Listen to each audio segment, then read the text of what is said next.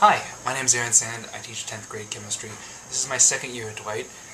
Today, unfortunately, I can't be there to answer any of your questions or to explain anything in person because I'm currently at a JV boys soccer game. I'm the head coach for the JV soccer team, so I apologize that I'm not there, but I hope that this video gives you some impression of what the class is like. So the first thing I wanted to talk about is the daily riddle. Each day, everybody gets a riddle. At the beginning of class, they've got 5 minutes to solve it while I take attendance, do all of the necessary housekeeping things, hand-in work, hand-out work, and so forth. And that riddle today, I'll give it to you guys and see if anybody can get it. The riddle goes something like this. So there is a clerk at a butcher shop, and this clerk is 5 foot 10 inches tall. So he's kind of average height, I guess. He wears a size 12 shoe. And he's married. He has a wife named Esmeralda, and he has 2 kids named Oscar and Hortense. So, the question is, what does he weigh? So does anybody know? Think about it. What does he weigh? What does he weigh? The answer is, he weighs meat. He's a clerk at a butcher shop, so he weighs meat.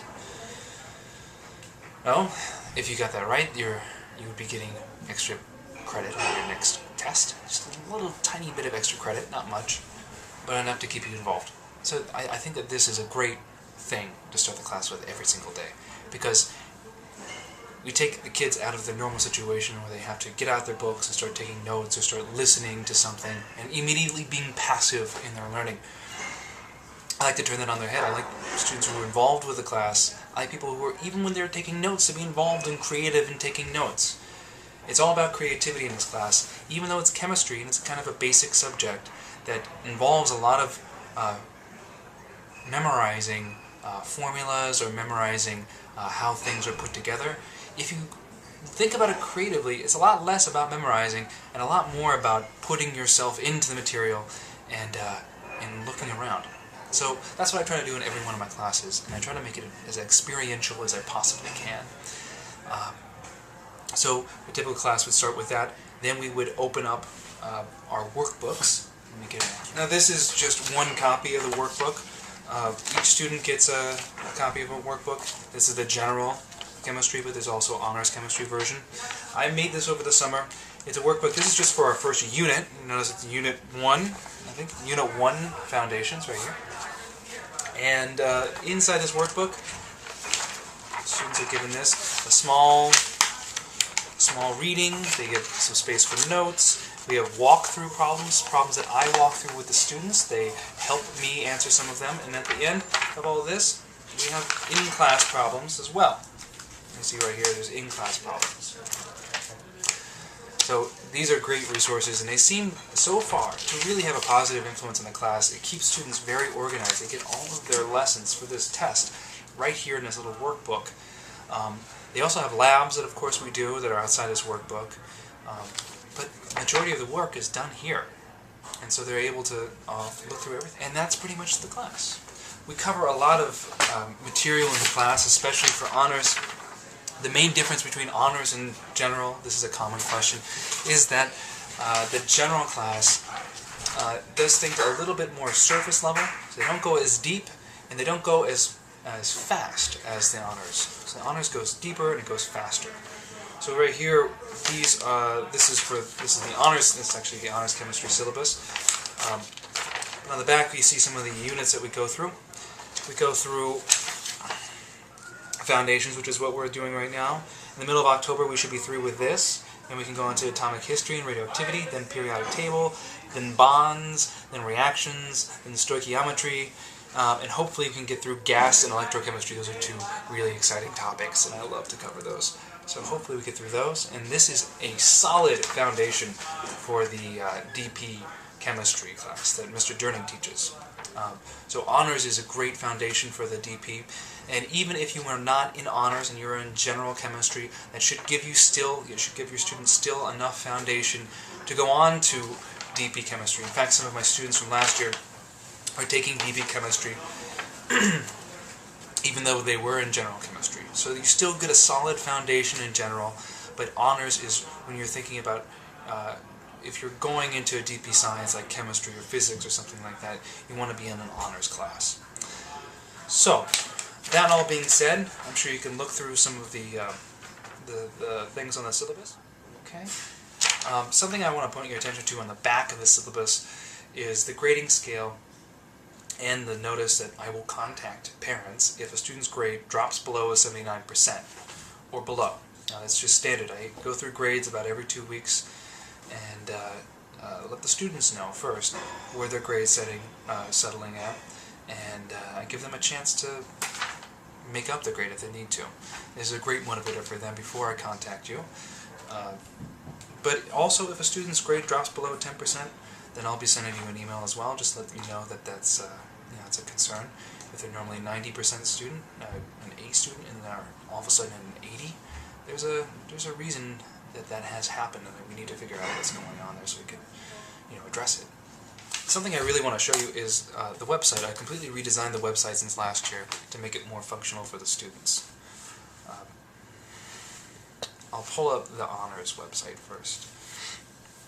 And on your syllabus you can find the URL to the website. It's right here. Bookmark this URL. It's a really long one. But you can also get to this through my Dwight. I've got a couple of links there to honors chemistry and general chemistry. And also every email correspondence that I'll be having with you has the links to the honors and the general chemistry websites on the bottom of the email. So let's take a look. Here's honors. Honors looks like something like this for the home page. Okay. If you go over here, let's go down a little bit. Whoops. Go to today's homework. This is one of my favorite parts. Today's homework. You'll have every single day's homework right here in a blog. Okay. So there you see 9:20. Before that you have 9:16. Every single day in here that we have homework, even if we don't have homework, will be posted on this blog. So something that I'm really excited about is this part right here. I don't know if you can see this, but there's an RSS feed. It says subscribe to post. Students, what they can do is they can subscribe to this blog so that they'll be emailed their homework every single day as I post it on here. There's a calendar on here which is really helpful under due dates. Here we are, where you can see all of your students' major assessments that are due in those classes. And it should have every single subject on there. Right now I can see English, algebra, we got a test on that. Let's see, next month is when we have the chemistry. I have it listed right here in October. Let's see if we can go over here. Yeah, here we are. Here's the honors exam, chem exam, on October 12th. That's a tentative date. I might be moving that backwards. And we also have the general chem exam right here. That's another tentative date as well.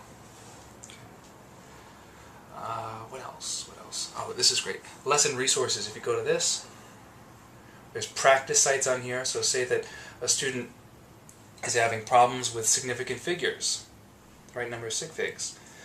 Well, you can go. It takes you directly to this website where you can practice. You can start a new problem right here, and you can type in as many significant figures you think there are. I'm going to say there's 2. I think that's right. Check the answer. It's correct. Go on to the next one, and it's just a drill. So I have several different skills on here that you can go to practice. There's also slideshows. Every slideshow I post on here. Videos. This video is posted under this. So 2 days before the test, I give a review session where students can come after school and they ask questions, and I answer those questions, and I walk through the answers, and I post it online here so the students, even if they miss the review session because of an activity or something like that, they can go on here and walk through the problems and make sure they get it all right. And that was a really positive thing last year. The students said they loved that. So a lot of good things to take advantage of there. So I think let me see. That's about all I have to say for my class.